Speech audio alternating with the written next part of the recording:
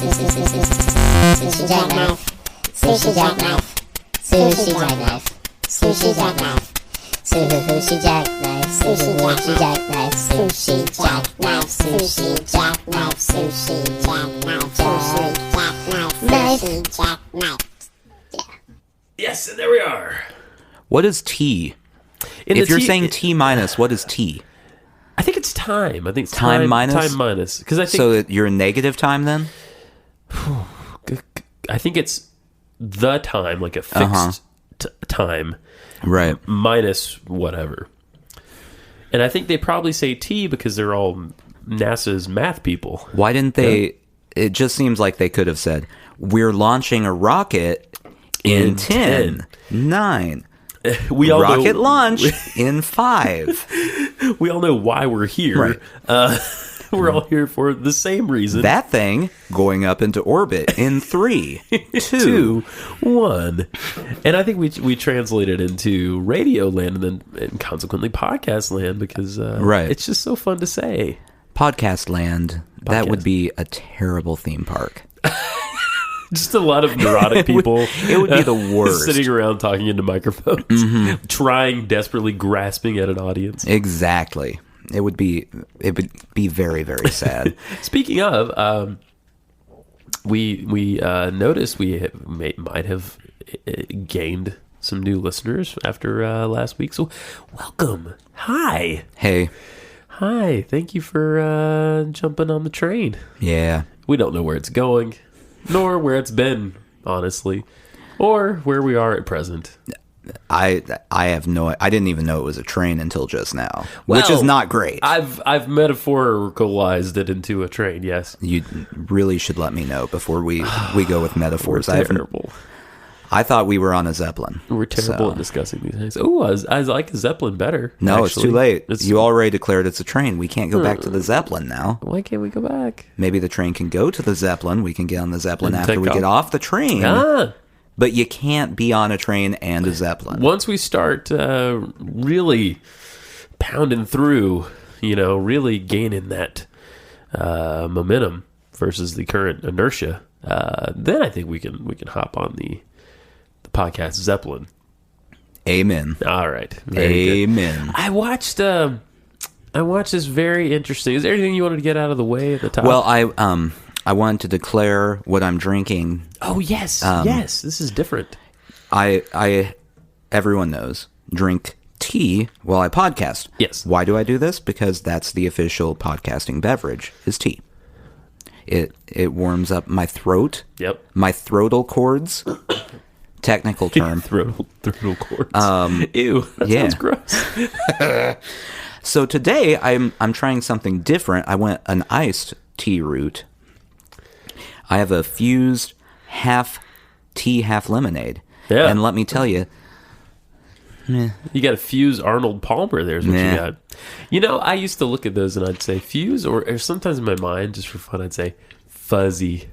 Because it's F-U-Z-E. If you want it to be fancy, it could be like fuse. Fuse. Oh, fuse. Oh, yes. Anyway, so it's trash. That's all I wanted to say. Yeah. I don't recommend it. Don't ever buy it. Ever. Well, and I since I come at everything from an emotional place, I usually have a drink. While we're doing tonight, it's beer. Yeah. This was a topic of conversation before we started rolling. This is the Fat Bottom Brewing Company. And there is a woman on the can staring seductively at me. In a baseball hat, no all less. The time. Yeah. It's actually very off-putting. Is it intimidating? Well, she seems desperate. Ruby? Yeah, Ruby seems a little desperate. Nah. Well, I mean, I don't know. She seems desperate to me. Not to me. She's just kind of sitting there like, hey, please love me. Please take me away from this life. This life. What? I wonder what Ruby's life is like. Let's go there in the theater of the mind. I imagine it's not great. No, it's probably I would say gauging by the way that she's dressed, I think she probably lives in a hot climate, which gets uncomfortable at times of year, and She looks to be. I don't know. Her ethnicity is rather unspecified, I have to say. Yeah, she's kind of an every woman. And it looks like poor Ruby was unable to afford full sets of clothing. Right. So she had to buy half sets. Yeah, that's what it looks like. Yeah, it's a shame. It's a real shame. Ruby. But she makes a great beer. Well, or at least markets it. Yes. Let's not give her all the credit. Okay. Ruby has picked herself up from her less than stellar beginnings and raised herself up. She went through a university, majored in marketing, minored in business, because that's a great thing to fall back on. Good idea. And look where she's at today. She's emblazoned on beer cans all over the country.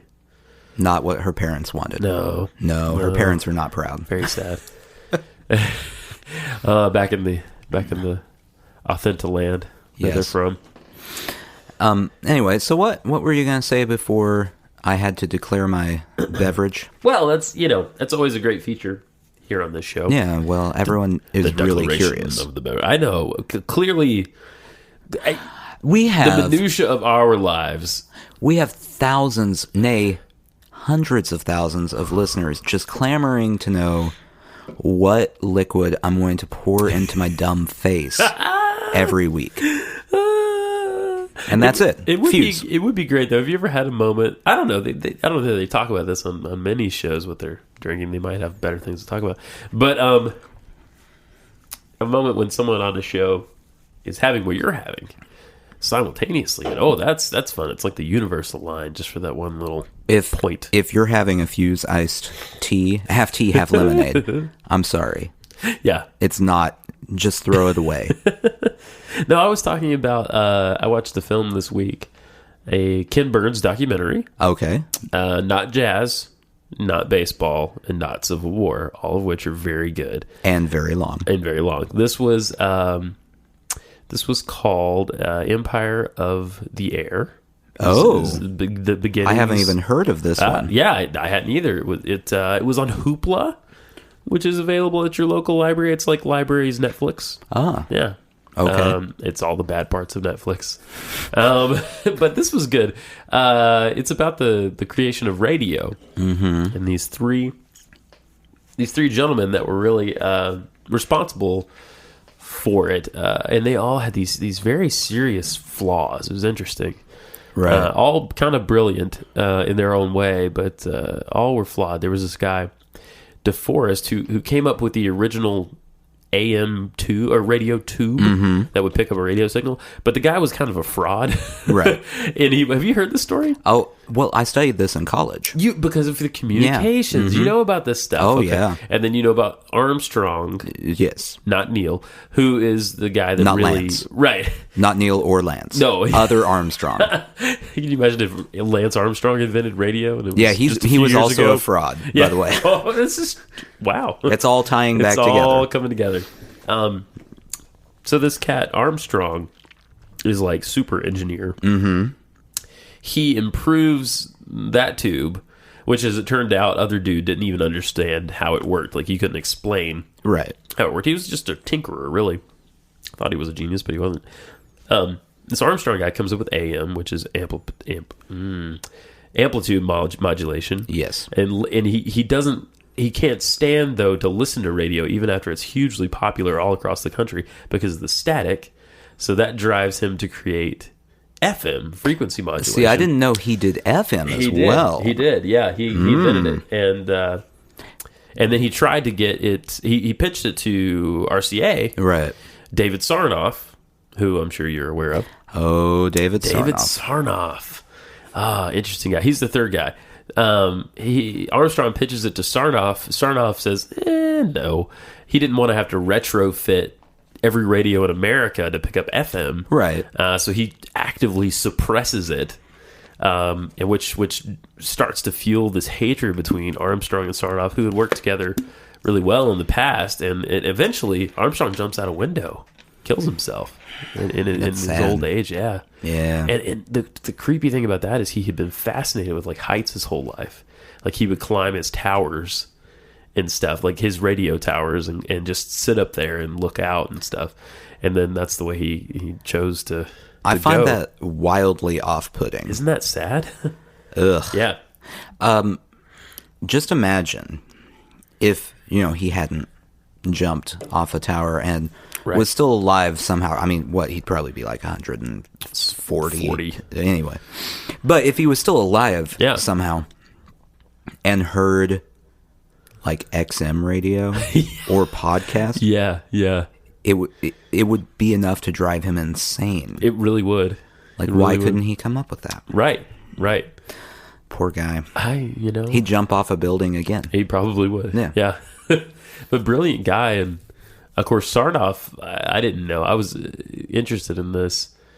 I was just thinking about this medium, and then I was thinking about the mediums preceding it. You know what I mean? Mm-hmm. And how this is very much still in its infancy for everyone. And but yeah, Sarnoff, just a classic CEO, but like a great American story. He's a Russian Jewish immigrant. He starts out as like a paper boy, then he ends up running RCA. It's crazy, but he was ruthless. Very ruthless. Yeah, hence, Armstrong and the jumping, falling, right? The death part. Yeah. He had a little bit to do with that. He did. He drove him. Yeah. He has a famous quote. He said, "I don't get ulcers, I give them." Oh, wow. That's actually, when I run for office, going to be my campaign slogan. Which, if you've been listening, that's my news sound. Colby Sledge update. Yeah. Yes. I met the man in person. Uh-huh. For a second time. I attended a barbecue. Well, it wasn't a barbecue, but I attended a food party. I was not invited. You were not invited, though I think you could have come. No, Colby didn't invite me. What a wonderful man. What a wonderful guy. Yeah, I mean, he didn't invite me, whatever. Well, I'm not bitter. We're all sorry about it. I mean, I'm not voting for him anymore. But I'm not bitter about it. Right.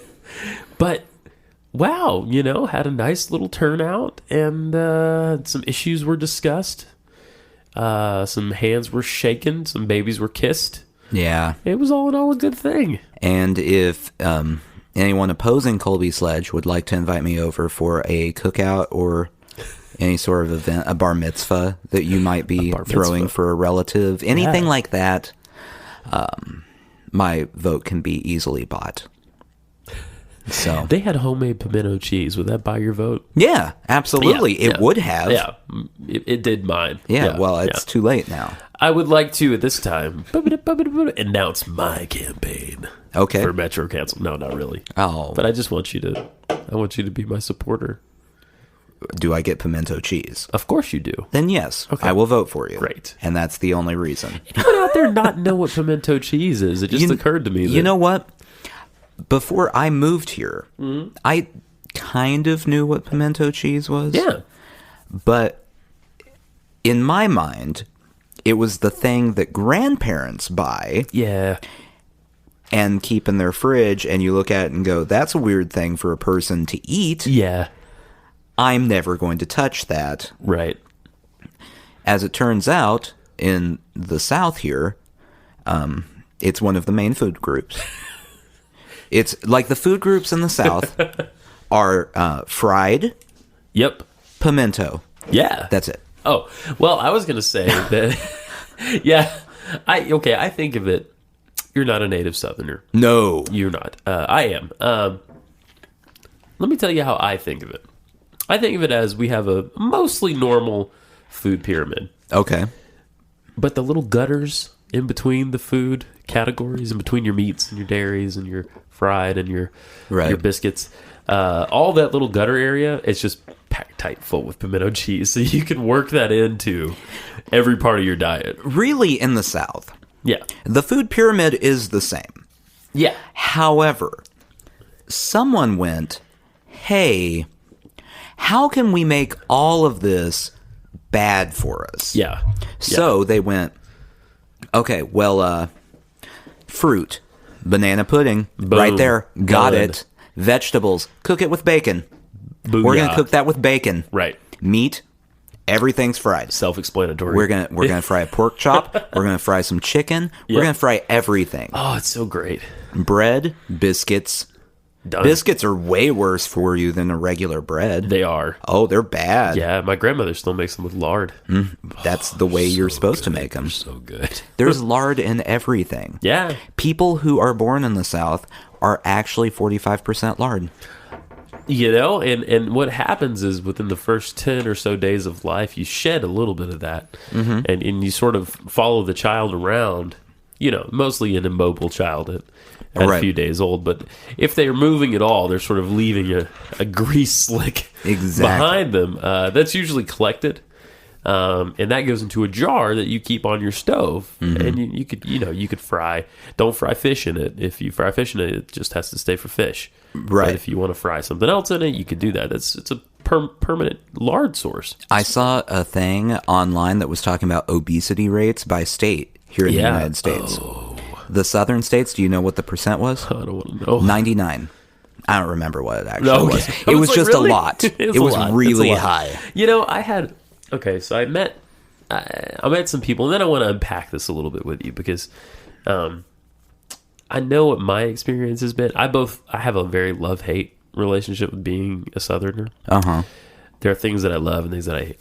I had met some people the other day that are from a tiny little town near where I grew up, and I forgot how people are there.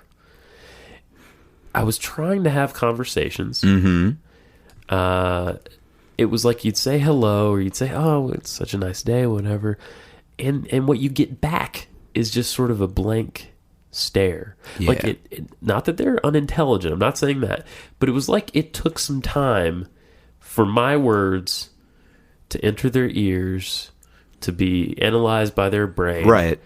And then if there was any response at all, after this sort of pause we've had together, this little moment we've shared, if there was any response at all, it was usually like, yep, or uh-huh. Well, they're all clogged up with pimento biscuits and lard. Yeah, I mean...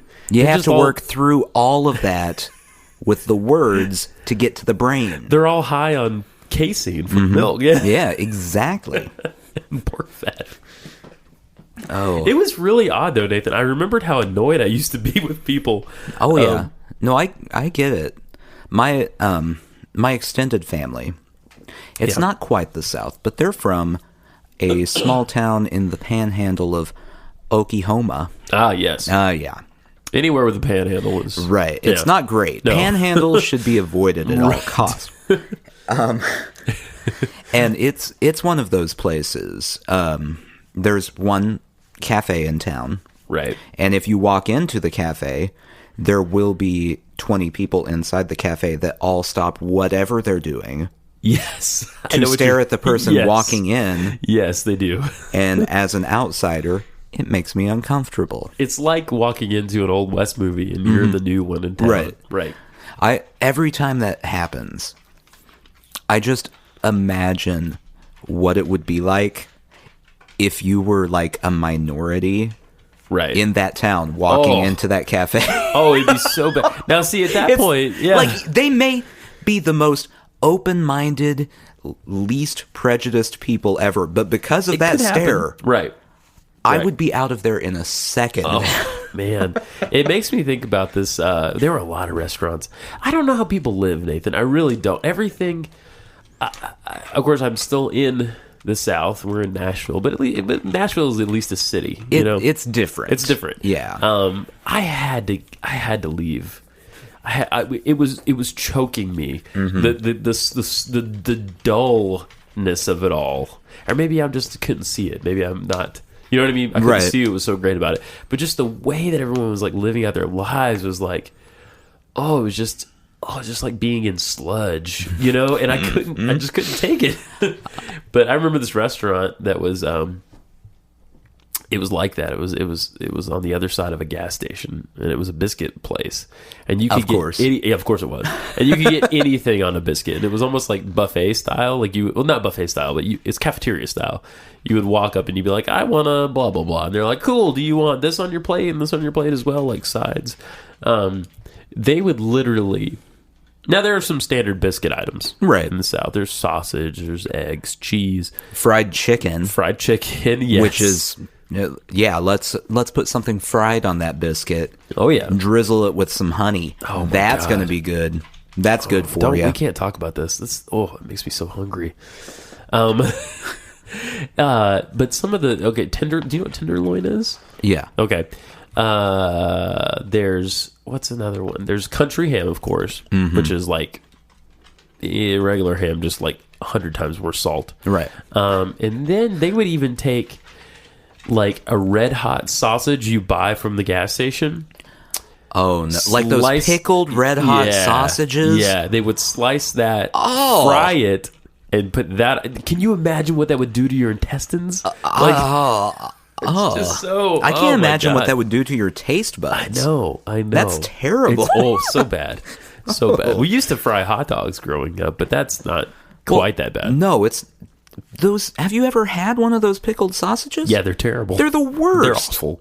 You don't pickle meat products. In my mind, that's not how it works. Right. And then fry them. Yeah. Either. No. That's two preparations. Right. You need to skip. Yeah. Not good. But it's fascinating, isn't it? So, coming from Nashville is the first place you've lived in the South, yeah? Yeah. Oh, yeah. I was immediately taken aback, and I know we've talked about it, but by the number of biscuits. I mean, there is a gas station by my house. Yeah, sure. Every morning, if you go in there, they're selling biscuits. Yeah, totally. They make their biscuits. Yeah. Every morning. At the gas station. At the gas station. Sure. I can come down the street. There's another place selling biscuits. Yep. I can stop at any number of places on my way to work and get a biscuit. I could just eat biscuit after biscuit all the way to work. Right. Is there an analog to that in Kansas City? To the biscuit? No. Okay.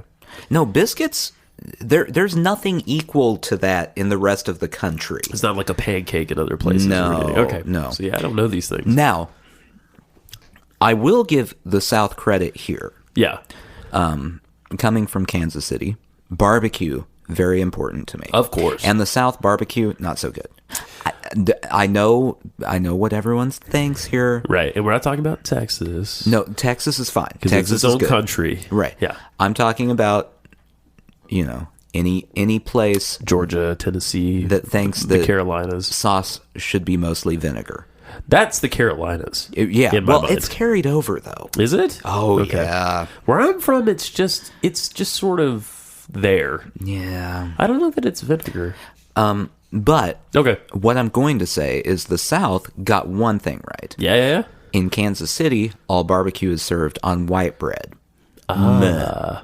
Whatever. In the South, everything goes on a corn cake. Oh. That's a lot better. I hadn't thought of that. Mm-hmm. Much better. Much better than white Interesting. bread.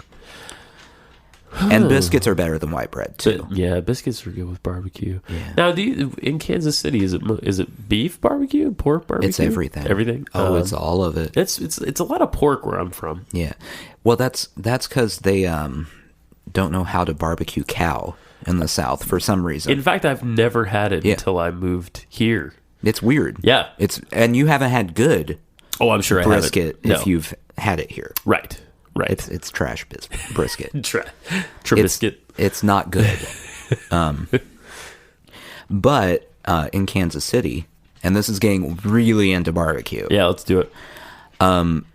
They have a dish that is specifically Kansas City barbecue. It may have carried over other places, Okay. but they take the brisket, Yeah. the beef, and there's a part of the brisket that's kind of like a fattier part of it that chars. Oh, I've heard of this. When you're cooking it. And most places just cut that off, throw it away. Right.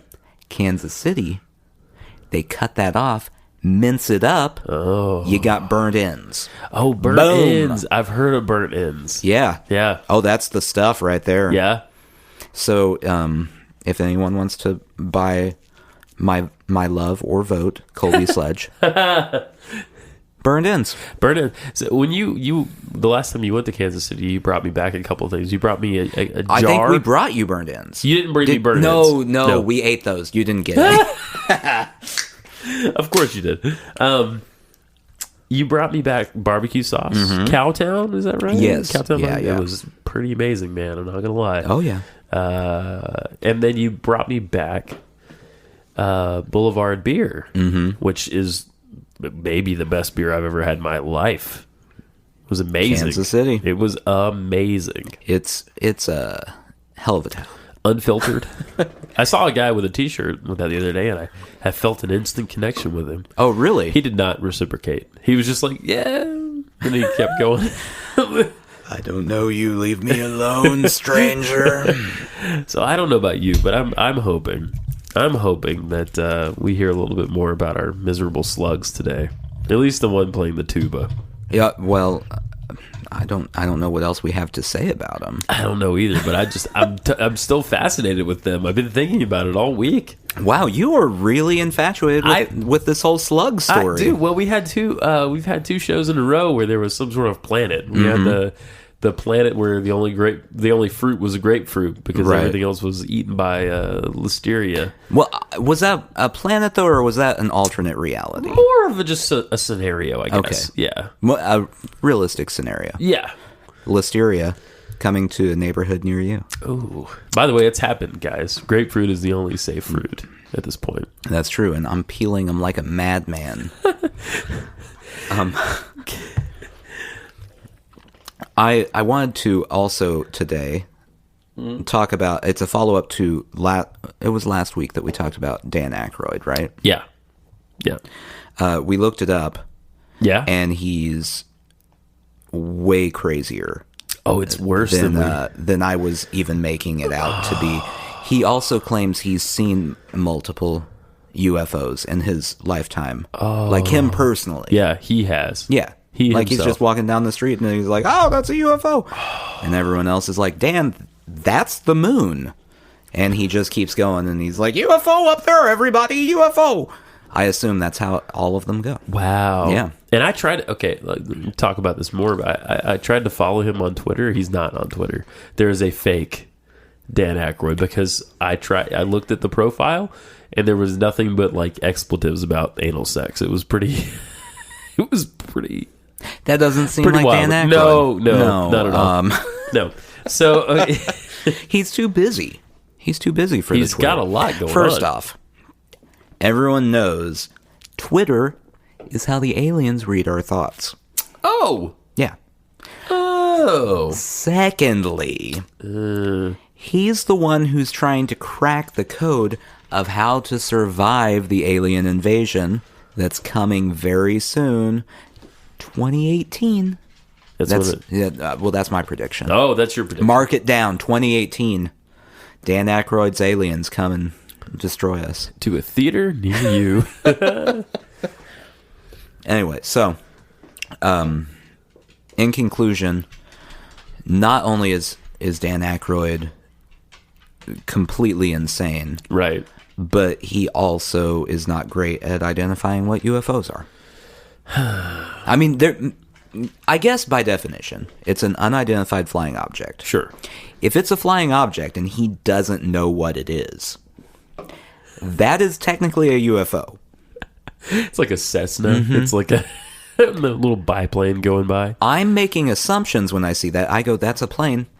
It's really, I'm not able to identify it. You can't jump up there and see what's going on. That is a UFO. Yeah, it is. Sorry. Technically. Yeah. Think about all the baseballs in the world flying through the air. Right. They're unidentified. Well, I mean, you just identified them. But I did, but... It's trying to extrapolate a deeper thing out of that than I think it was possible. This same group of people that I was talking about a minute ago, the people that were slow on the uptake of the information, I wanted to talk to you about this. They had a really interesting bus, all right? I won't give away the name of the company, but their motto, I got a picture here. Let me pull up my picture here. Wait, those Those specific people had a bus? Yeah, well, yes, they were on a tour company bus. Yeah. Oh, okay. Their motto is touring, God's creation, and then at the tail end of the bus, the very tail end of the bus, there's a little quote. So this is in quotes. Okay. It says, "Blessed and highly favored." Okay, I get blessed. All right, fine. Right. We all are happy. We're gracious. Highly favored? What does that mean? How presumptuous? I think they need to be more specific. Yes. First off, what group? Like just those people on the bus, and are they highly favored above all human beings? Very or just good like point. The other people on buses? Or the people who are watching the bus going, man, I wish I was on a bus. On a trip or something. Yeah. I imagine, they could, because these tall charter buses, right? They could peer down at the people in traffic. Yeah. Me and my Honda Civic, or you and your Bronco. Bronco? No. Close. I always wanted to explore. There we go. I always wanted to be a Bronco because I'm like, he was there at the OJ thing. No. I imagine them peering down at those people and saying, "We are highly favored above you." Well, I mean, if I'm driving a 1992 Ford Explorer, they're allowed to think that if they pull up next to me. And usually I drive a Jeep, but the family car is a very dirty and slightly broken Honda Civic. The idea that bus people, though, bus people, we're calling them, yeah, are looking down on people from their weird bus person ivory tower.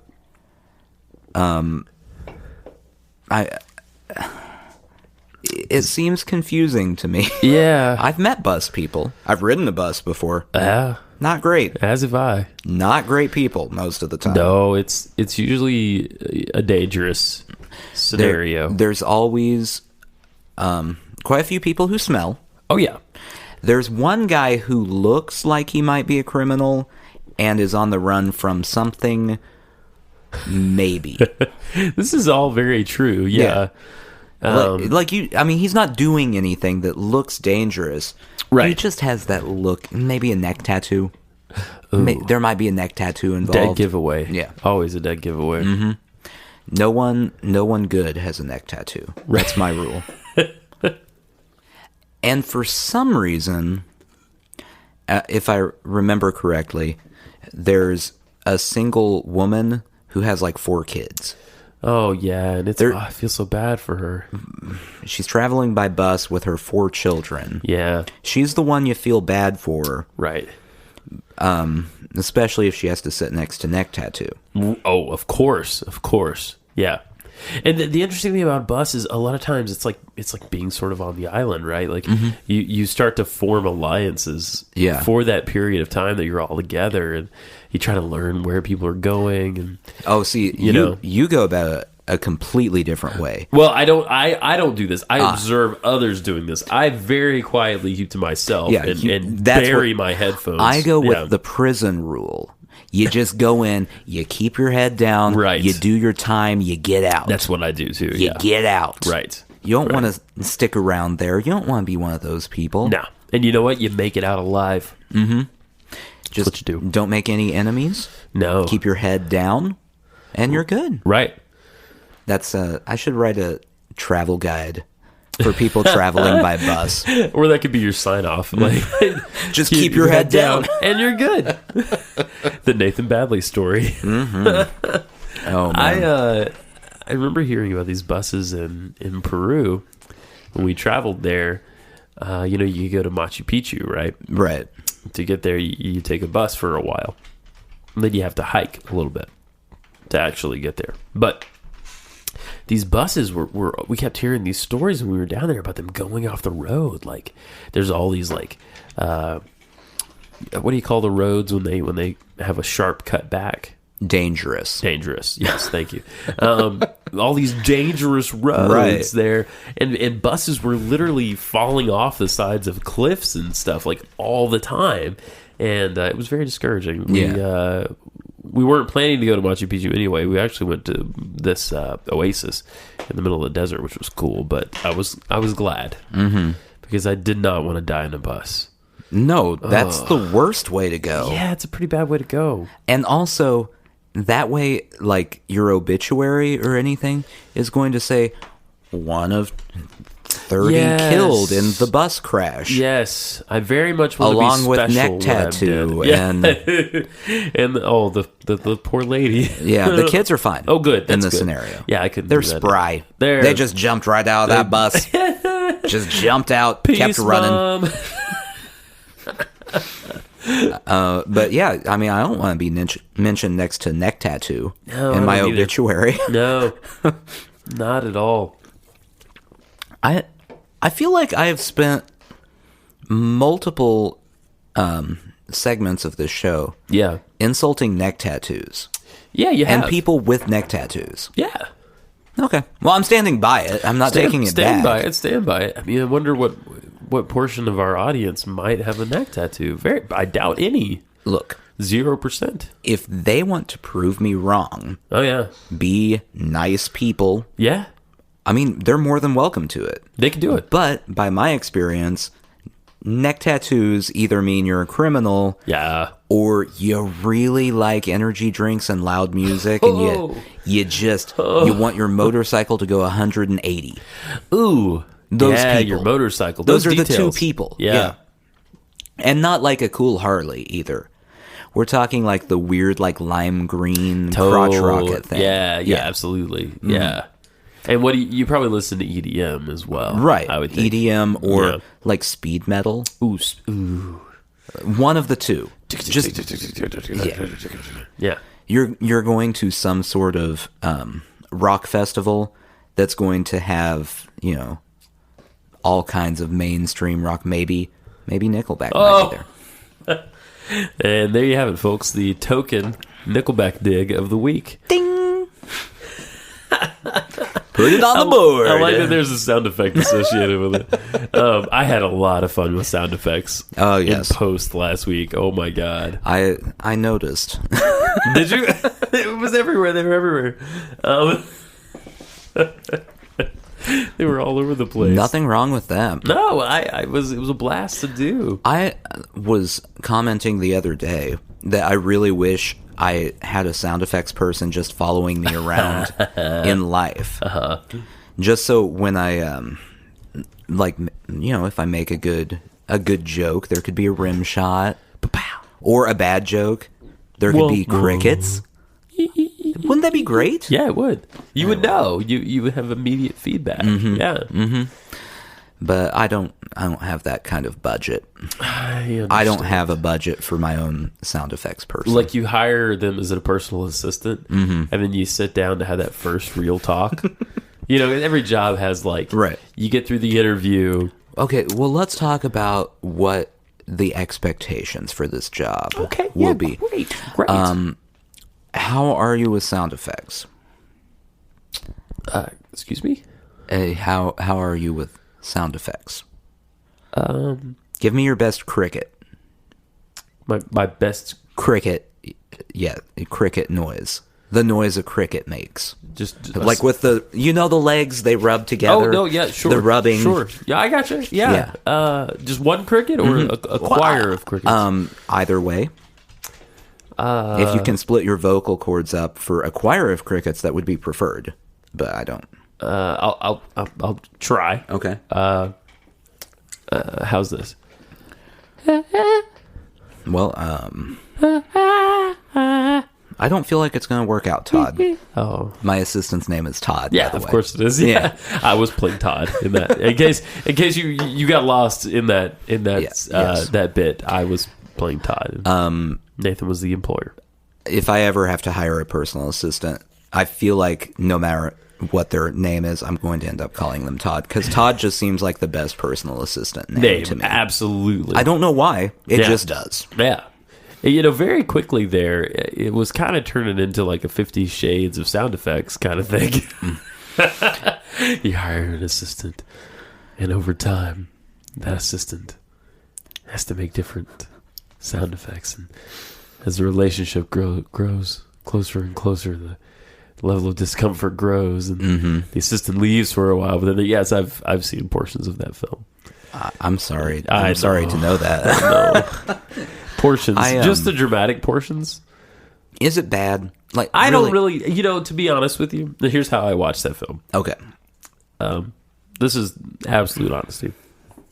Someone that lives here was watching it. Someone? Yes. Your son? No. The other person that lives it was here the besides other my human son. Yes, that lives thank here. you. Yeah. One of the dogs. And that person was using headphones, and I was attempting to go to sleep. Oh.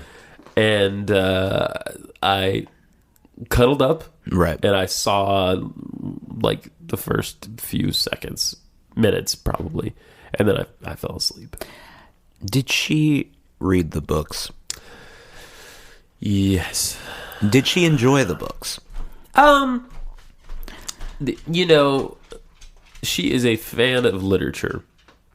So at that level, no. Okay. But as a lady person, at some level, sure. Yeah, she said it was more romantic than you would think. Not that's all what the I've accoutrements of it. That's what I've heard. Yeah. That's what every female says to make it sound less like they're reading lady porn. Right. Which is what they're doing. But it's really romantic. Yeah. Between the bullwhipping sessions, right. Or right. Here's the thing, and I'm not a woman. What? Breaking news. You're hired. You're rehired. Yes. Welcome back, Todd. Yay.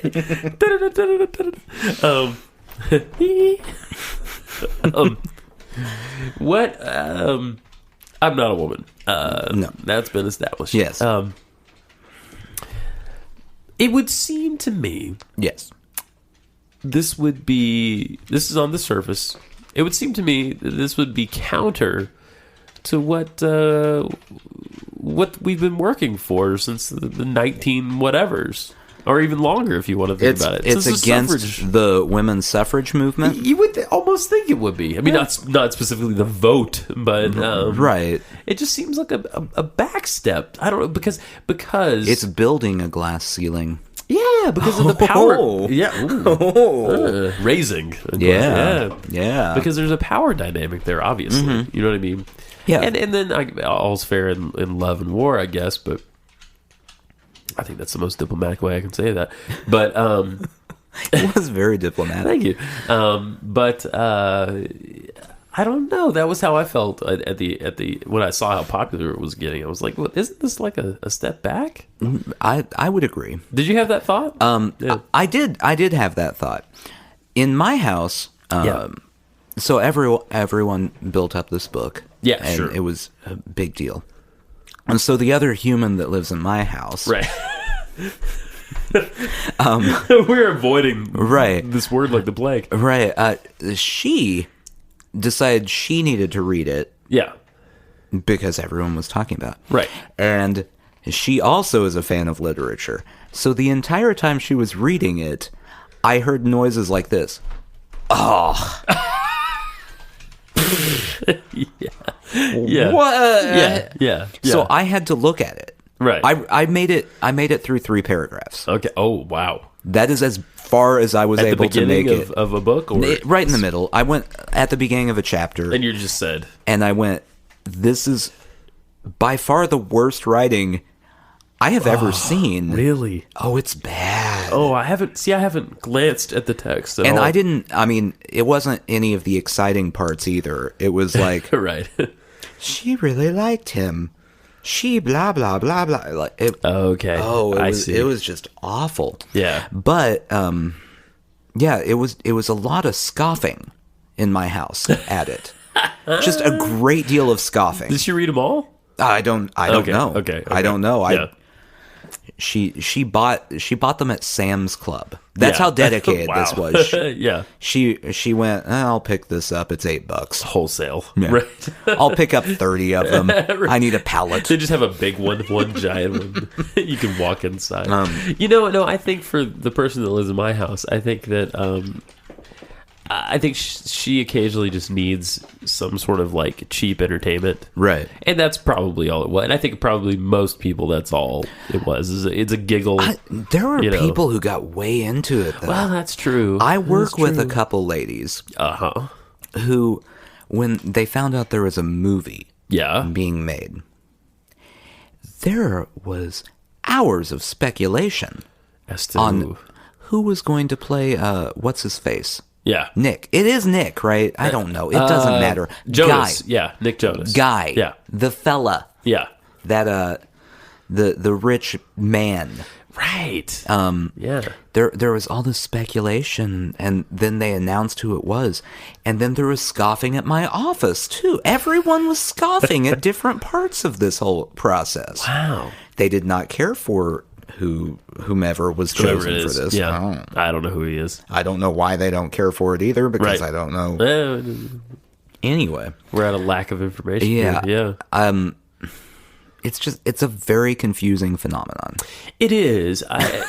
Yes, it is. And it's like, okay, the phenomena preceding it, the thing that is most analogous to it is the Twilight stuff, which I get 100% why that got popular. You know that this is fan fiction of Twilight, right? Yes, I do. Okay. And that is so disappointing. Isn't that... It makes it even worse somehow. Oh, my God. It's someone's version of a book series I didn't think was good to begin with. Right. And they wrote a worse version. Right. Which also has a lot... Yes. Which also has a lot of, like, weird, like, repressed sex shit in it, too. You know what I mean? Like... Oh, it's just so... I don't know. The psychology of this is what I can't get past. You know what I mean? And maybe I go too far into things, but I don't know. I feel like it's significant, right? I would agree, but to take the devil's advocate approach, representing the feminists who are pro that many shades of gray, right? They would like all 50 of them simultaneously. It's about reading that book. It's about a woman seizing the power. That's what they all say. I don't understand how, because it's not what the book's about. But that's what they say. Well, I think people can do whatever. It's fine. Yeah. Like it's fine. But I don't know that there's a and I wouldn't say that I'm not anti-feminist at all. I wouldn't. I would say I'm more likely on the pro side of that. You know what I mean? Like, You don't tell your wife to, like, get in the kitchen all the time? No, nothing like that. In fact, I cook. You know what I mean? Woman! Right. Get in that kitchen. Make me a biscuit. We gotta get on the bus later. Red hot biscuits. I picked up some pickled sausages.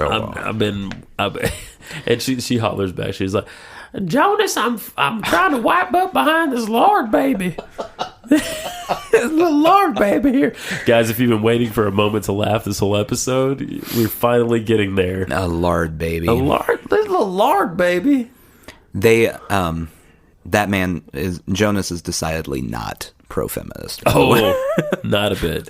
I think I met him at the grocery store last night. He was saying "goddamn" to a like 6-month-old baby girl. That makes sense. Yeah, that's a rational reaction. As they bought, I felt terrible for them. They bought like 1/2 gallon of milk, and I'm like, oh. But is that all they bought? That's all they bought. Were they using like food stamps or anything? I didn't see. I couldn't look at him for long. I was afraid he might pounce on me. Because that would be bad. Yeah. If they're just buying 1/2 gallon of milk, it might just be the amount of milk for their biscuit recipe. Maybe they're going on vacation. They're about to get on the bus, and if you get on the bus and you don't have your bus milk, halfway through that trip, you are going to be so thirsty. Oh. You're going to want that milk. You want your bus milk. And what cools you off in the middle of a stuffy, near asphyxiated bus travel than a cool glass of Mother Nature's best? You are going to want that lukewarm half-gallon of bus milk. When you have ridden that bus, 8 hours. You've been through Louisville. Yeah. You're on your way to Chicago, maybe.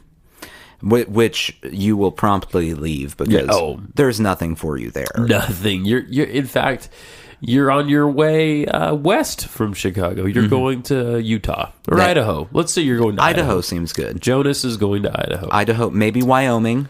Sure. Looser gun regulations there. Yeah, and few people, so less opportunity to hit someone with a stray bullet. So you're on your way up to Wyoming. Gotta have that bus milk. Yeah, bus milk. Bus milk. Yeah.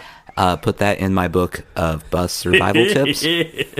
Avoid neck tattoo. Get the bus milk. Right. Yeah. If those two things coincide, there's no telling what kind of shenanigans you're going to get into on that bus. You also want to have the bus milk because, let's say neck tattoo forgot his bus milk. Right.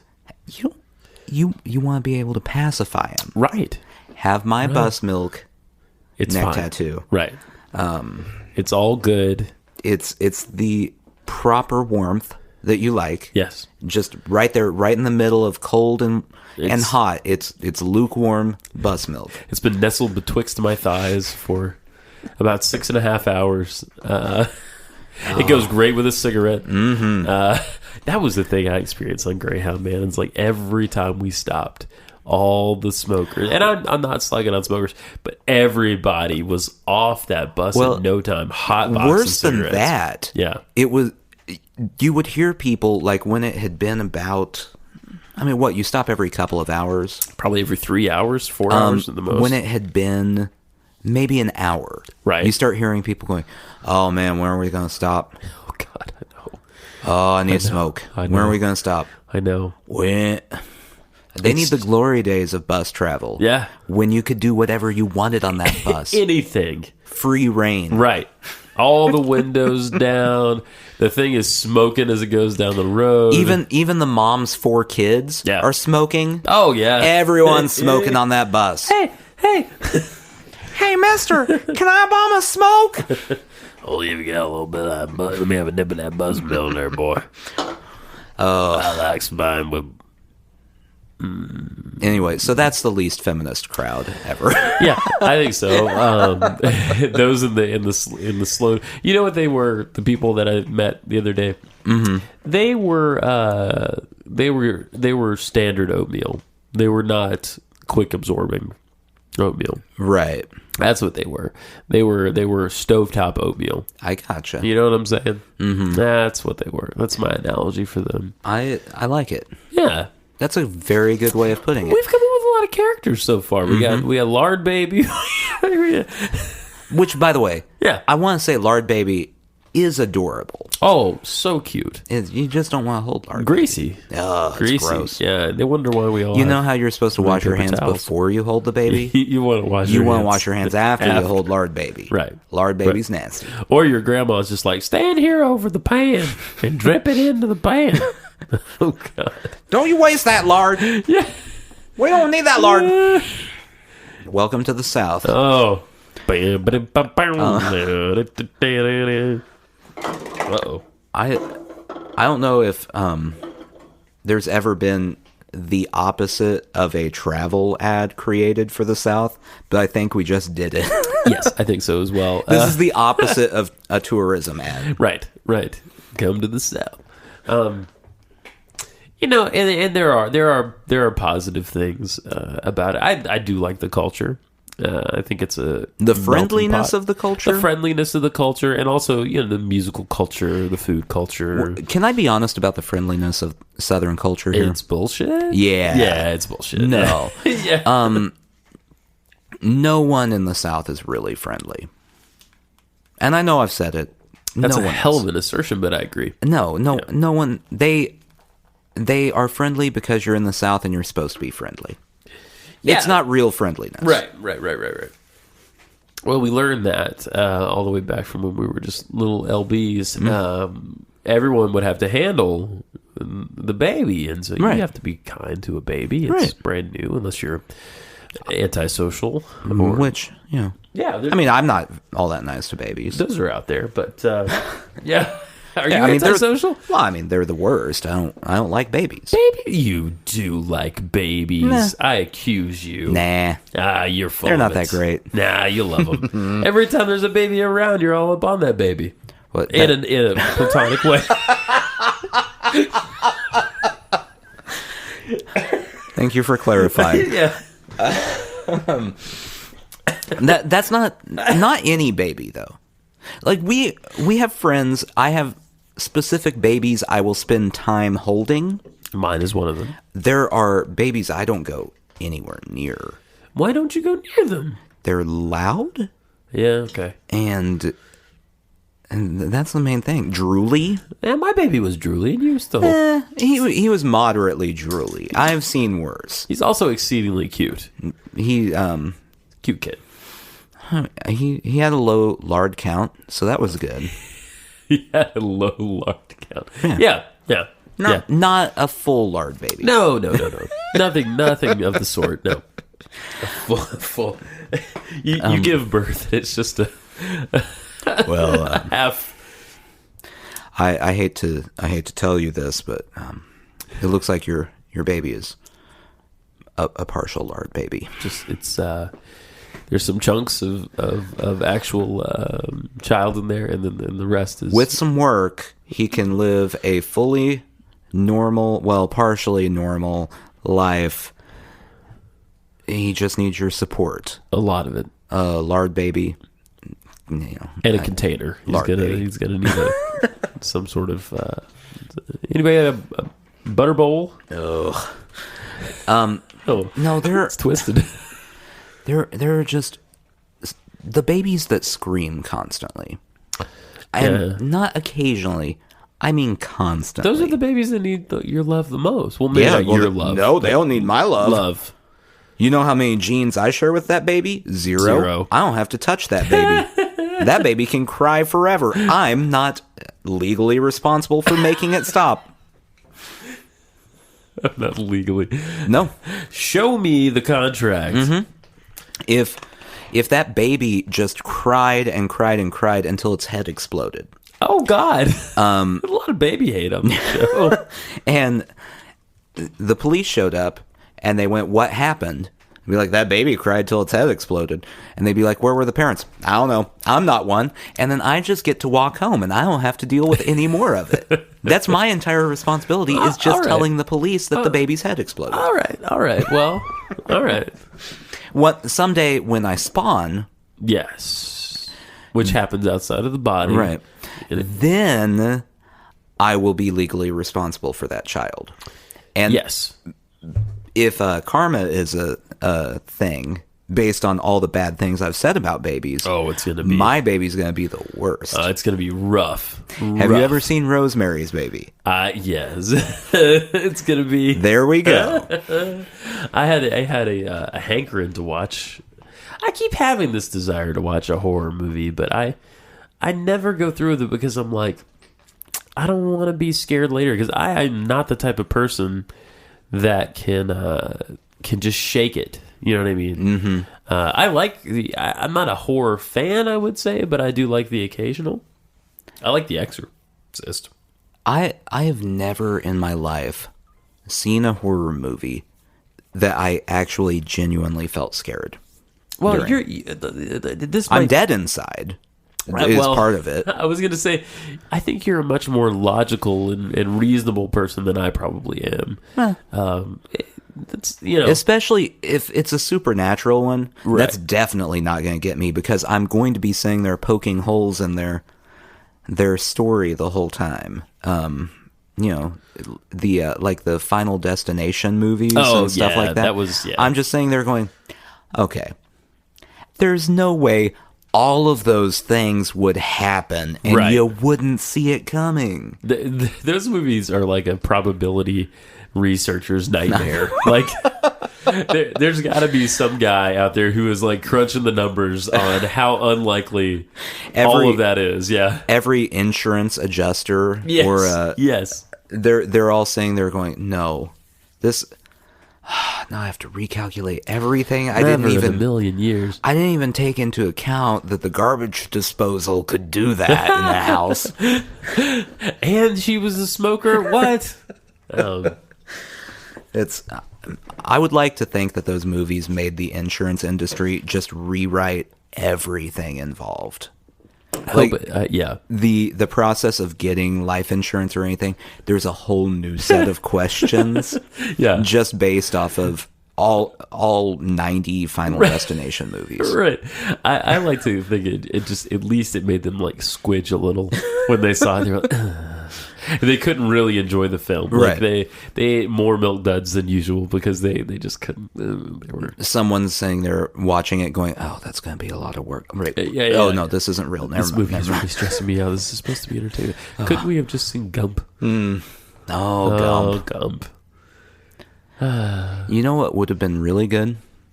What? If they had combined the two worlds. Oh, a shared universe of Final Destination and Forrest Final Gump? Destination and Forrest Gump. Oh, Now, wow. not that anything bad happens to Forrest. No, he's just around. He witnesses Right. all of the Final Destination events happening. That's all I have to say about that. That would be the best movie I've ever seen. I So think. they got on the airplane and I saw that airplane go down. It just went down and down and down. But those people somehow. yeah, and then wouldn't you know, as it crashed into that mountain and slid into a fiery ball right into a lake, and then they crawled out of the wreckage, and then they were all sadly hit by a vehicle. Yeah. That would Not my be. best Forrest Gump. I don't know who we need to talk to get a film in production. I mean, obviously Hollywood's out of ideas. Oh, clearly 2 Ghostbusters. Two 2 Ghostbusters. Once again, 2 Ghostbusters. two of them Right. So simultaneously, basically. we need to find the right person to pitch this idea to. Right. Tom Hanks has to agree. Of course. He's not going to come cheap. I don't know why he wouldn't. That's the only way a Forrest Gump sequel is going to work. Oh, I'm so excited about this idea. And everything these days is a shared universe. Right. So, I mean, we might as well. It's a sort of a mashup film. You know what? Get some more money. Somehow get the Avengers in there. Oh, yeah. I don't know how we can work There's it got to in, be but- a way to slip them into a scene. Oh, wait a minute. What if it's... Oh, hang on. What if it's the Avengers who are going through all the Final Destination stuff? Okay. Yeah, and then Gump is just around. Right. But it's like, how unlikely is it that Loki breaks free, Right. while at the same time Ultron spawns anew. And like Baron Zemo is like, I'm on crack, I'm Baron Zemo. Direct quote, by the way, from the film. From Baron Direct Zemo. quote. Yeah. And then Dr. Doom shows up. Okay. Oh, Dr. Doom. And Dr. Doom, oh, wait a minute. Right. There's this whole thing in comics about how you never see the face of Dr. Doom, right? And even the one time you do see the face, it turns out it's a robot, it's a Doom bot. So, By the way, that would be really disappointing to me. it was. Yeah. Good What's story, the good face? story. It's not. It's a robot. It's a robot. So, and you're still left with the same questions, like how scarred really is his face? Is it a small scar and he just blown it up in his mind? Right. Or is it a huge scar that's really, impacting him? It turns out, right, at the end of this mecha film, right? This is like 2025 now at this Right. point. We've had Infinity War, we've had all that. Yeah. We have Gump Avengers, yeah. Right. Destination. Yeah. The Gump Avenger. I don't know the title. We'll have to spitball this title. I'm working on it. You work on it. At the end, this whole time, the whole thing has been orchestrated by Doctor Doom, the greatest Marvel villain. The face mask lifts. Mm-hmm. No, it's not Gump. Okay. It's Mama. Oh.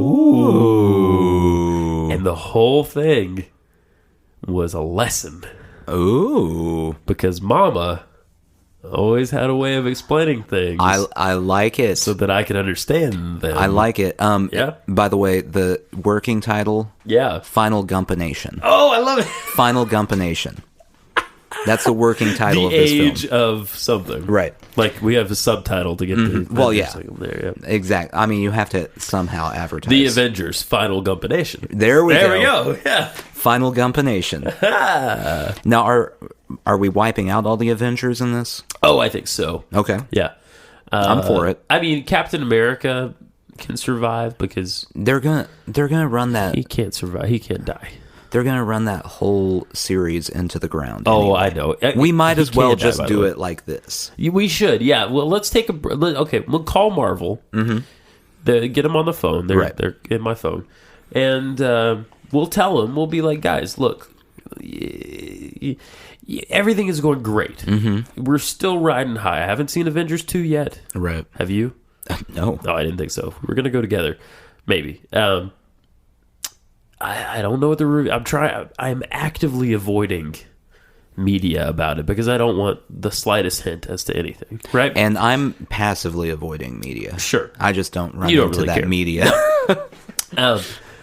But you're right. They're gonna overdo it. I mean, they're like there's all these movies, and I'm very excited about a lot of them. Mm-hmm. But you're right. They're gonna overrun it. You know what I mean? So we might as well let Michael Bay take over this crap fest we just came up with. Produced by Joel Schumacher. Exactly. Right. Just get it out there, run it into the ground, destroy every Avenger, and then you can reboot that in 2 years. And if we can't get, check this out, if we can't get Tom Hanks right filling in for the role of Forrest Gump, Tommy Wiseau. Very nice. He's not doing anything. Right. His schedule's clear he's until... showing the room over and over again. His schedule is clear until, forever. Right. Until he dies. Where his do we get schedule's money clear. for these things? How do we... Well, that's where Michael Bay comes in. Right. We have to talk to Michael Somehow Bay. Michael Bay always has a budget of, $900 million right. for every film. Right. So, I mean, it's going to have to be a big budget. What with the explosions and... all of the boxes of chocolate. Just a lot of money spent. Here's the catch. That I want in this movie. No CGI. Oh. All practical effects. Oh. Yeah. Now I'm really on board. Right? Does that mean that, we're going to actually have to kill some of them? It's up for debate. I mean, it can be a stunt man. Let's write the script. Yeah, of course. We're not the actual stars. A death is a death, yeah. Stars are more important than the rest of us. Their lives are more valuable. So it would be a stuntman. Yeah, the value of your life is, yeah. We're going to need a lot more cans of gasoline. Right. Well, I've started stocking up just in case I needed it. So right. I mean... I've got some gas. Before you take off on your bus trip. And, right.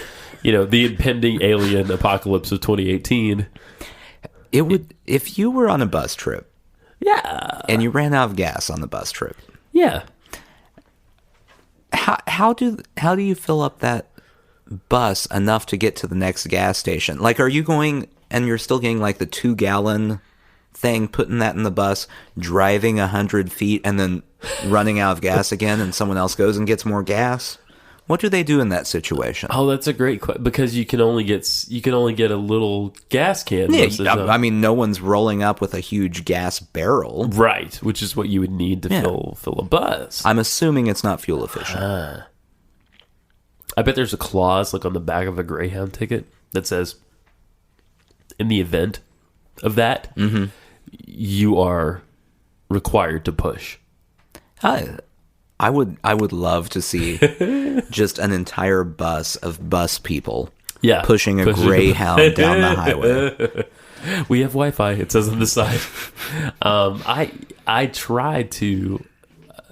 I'm not going to ever say that I enjoy greyhound because it's not something that can be enjoyed. No, but I have a tolerance for it.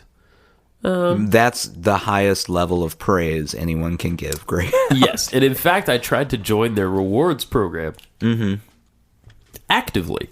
I called the company. I frequented the website over and over and over again. Wow. I was going to get $10 off a ticket. I asked when I went to the station. I went down to the station actually specifically to ask. And I said, I would like to join your rewards program. And they said, no, you wouldn't. Right. Through none of these interactions did I ever join the rewards program. Right. Nathan. It's not an actual program. They came up with the idea for it, but no one has ever actually wanted to join the rewards program. Right, You're the first. Right. I mean, I was expecting like maybe I get a free pretzel or something. You know what I mean? Oh, you don't want that pretzel. Yeah, you're right. That's why it's free. Yeah. That's definitely got listeria. We got two types of pretzels here at the Greyhound station. We got your standard pretzels and your ale pretzels.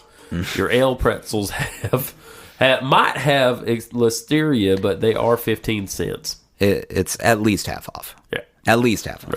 Right.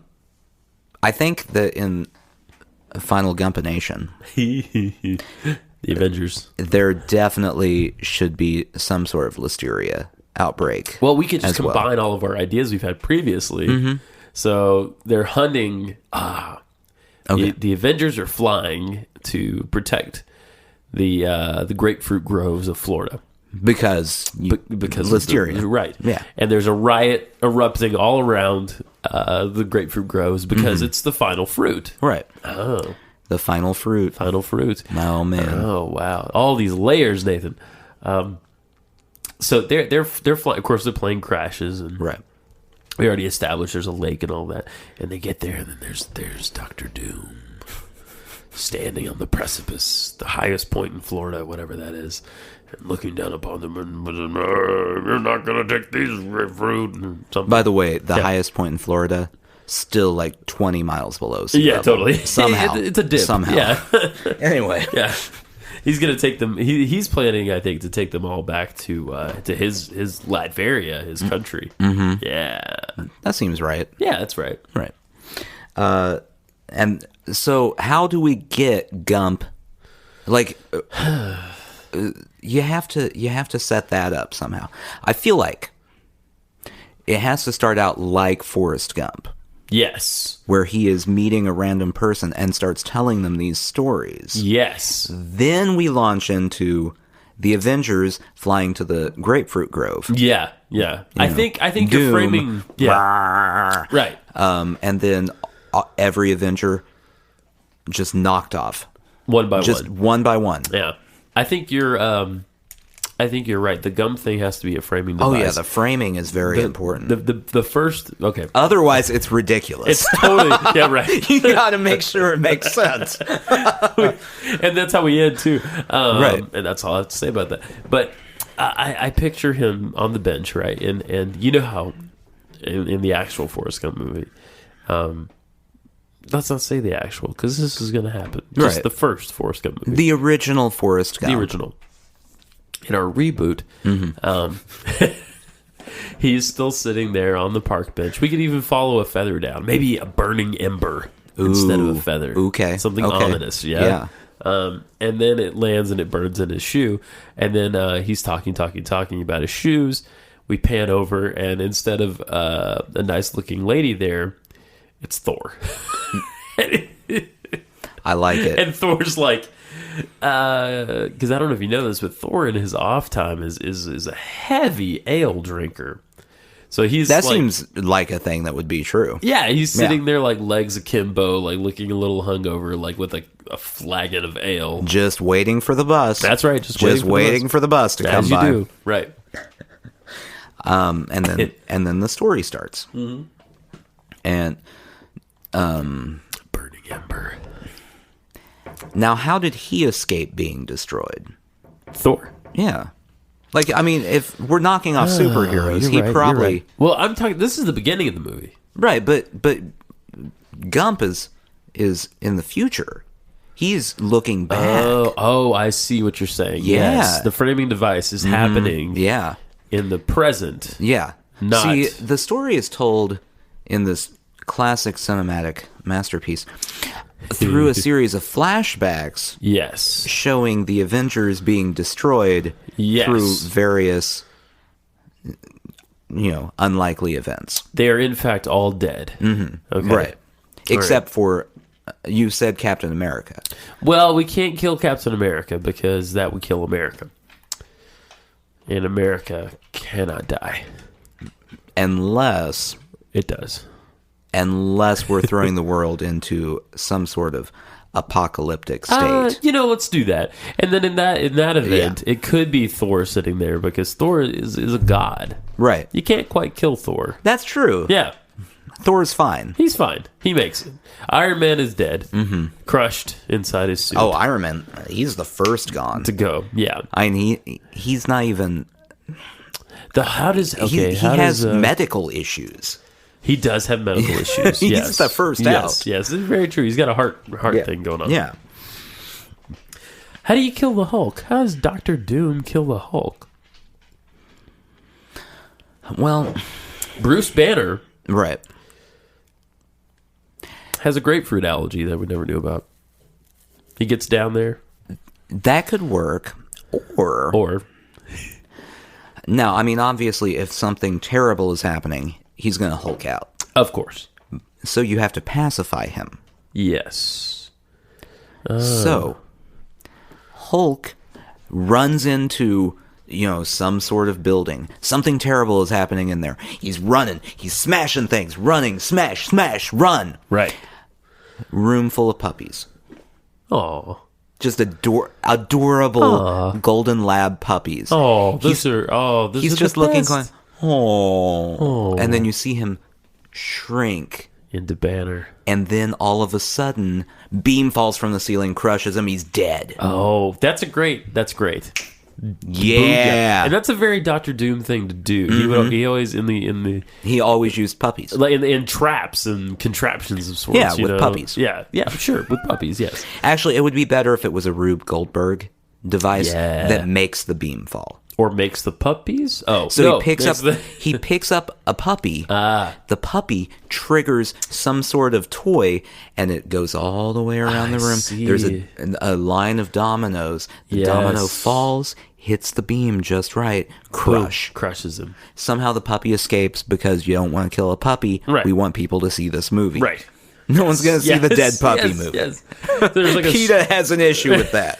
There's like a string on the puppy's leg. Mm-hmm. Is that what we're saying? Okay. Yeah. And that starts okay, got it. Or the tail. Anything that's going to move. Oh, I like the puppy. tail. Yeah, it's like a ribbon around the tail. An adorable ribbon. Yes. And just starts this machine. Okay, that's how we kill the Hulk. How do we kill? How do we kill Hawkeye? I don't know anything about Hawkeye. He's just a guy with a bow and arrow. I mean, that sounds like it would be almost as easy as Iron Man. It would be pretty easy. Anyway. Just off him. Yeah. Yeah. Like just someone walks up and just gets too close. Yeah. Dr. Doom has that weird magic coming out of his fingers. I mean, he can't be that fast with the bow and arrow Even if he has dudes in a suit of metal, he's not going to... Yeah. All right. That's a really... Is that all he has? He is straight up. I mean, he's like a badass, but he's a guy with a bow and arrow. That's the worst superhero ever. That's not even a superhero.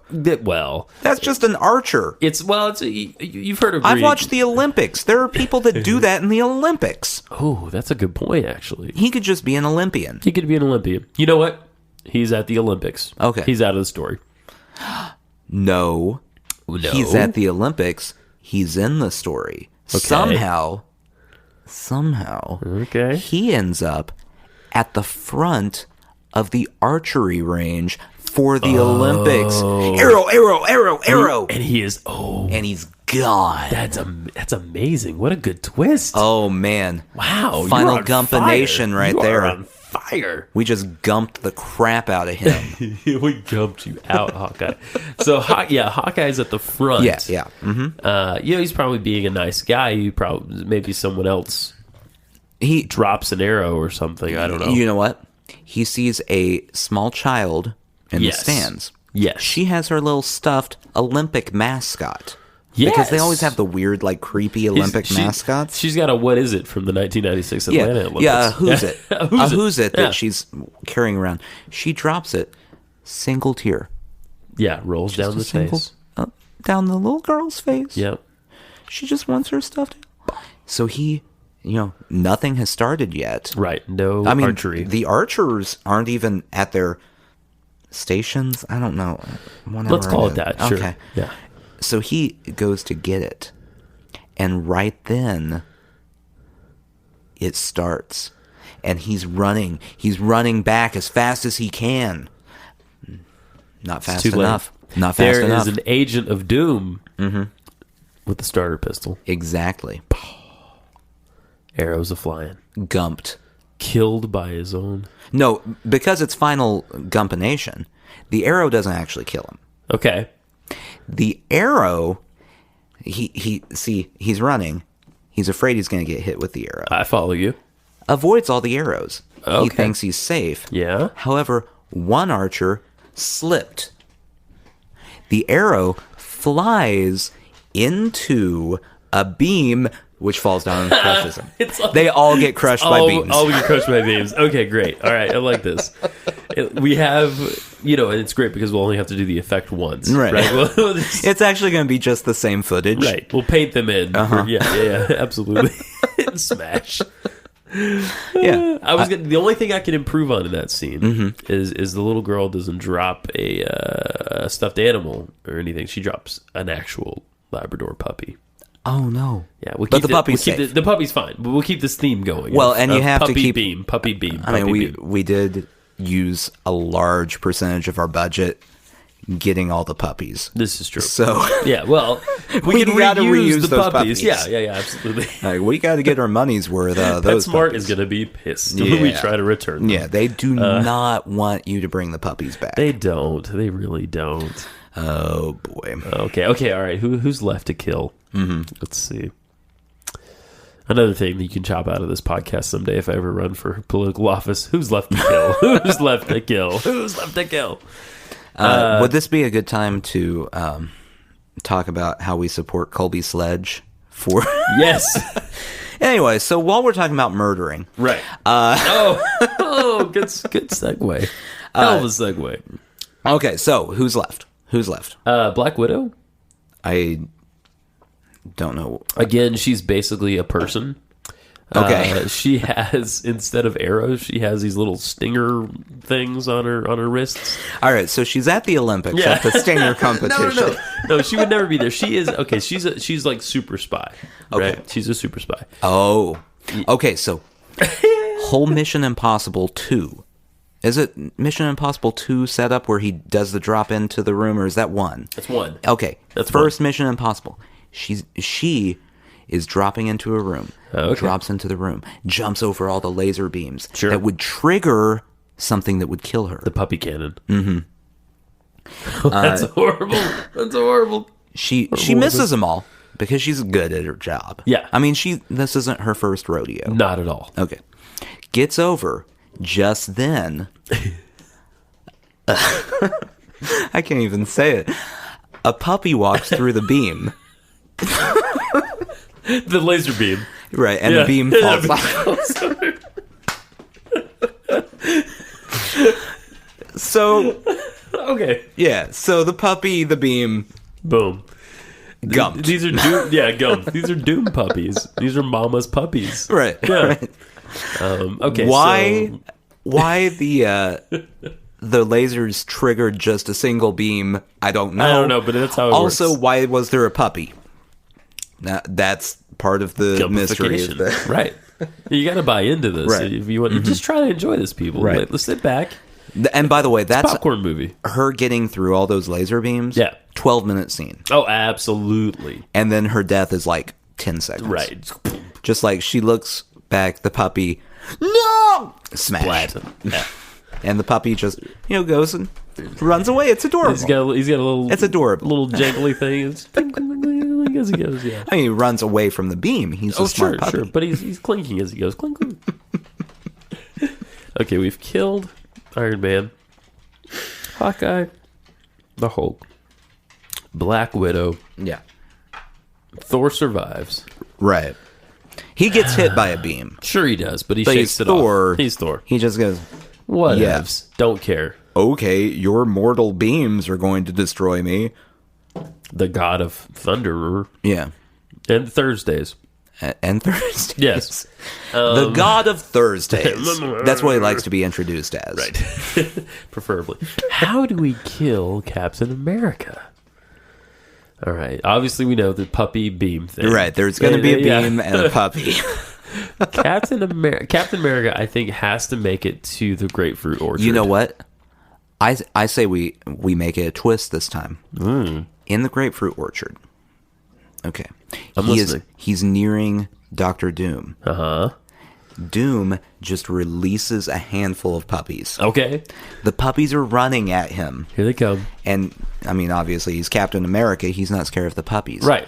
But they set off a chain reaction that drops a beam that he dodges. Okay, he dodges. Oh. Right. He dodges he's that beam. He's the last to die, right? Like, he's... Yeah. Obviously. It's him and Thor at the grapefruit Right. thing. Yeah. However, as we all know, Florida is sinking. Yes. That beam is just enough to push it below sea level. He drowns. Wow. Gumped. And the puppies swim to safety. Of course they do. Like, they're fine. And Thor just flies above it all. Right. Yeah. Thor just goes, what, your mortal water is going to kill me? Meh. What is Forrest Gump? Forrest Gump is at all these deaths. Yeah, he's just around. He's there. Yeah. These are all, like, significant events. Yeah, he's a security guard at the place where where Black Widow is at. Sure. He was working the Olympics as a concessions guy. Yeah, selling nachos. Mm-hmm. And he was a grapefruit vendor. Great. He has to get his grapefruits. Yeah. So... there we have it. Yeah. Yeah. Thor survives. Dr. Doom doesn't get his grapefruits, but he escapes. Right. And Gump pulls a cord, and out comes a life raft out of the back of his pants. Exactly. Yeah. Yeah. It's a good thing I had them fancy pants. Yeah, oh, that's great. Yeah. Maybe we could put it in his shoes. Okay. Yeah. I like it. They was my swimming shoes. And he's got... Mama said I'd need those shoes someday. And then as Dr. Doom is flying away, the mask lifts its mama, and she goes, "I love you, Forrest. Your daddy's still on vacation."